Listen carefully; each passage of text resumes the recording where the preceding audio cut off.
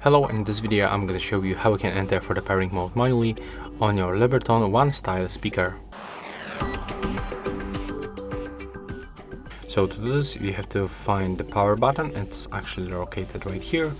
You have to just click and hold it until your speaker turns on. You will hear this voice notification, and on the front panel you will find that these indicators are blinking, and as you can see in my case they are already blinking.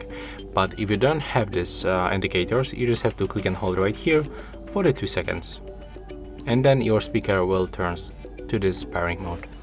Right now, when you go to the pair new device list, you can find your Libratone One Style speaker.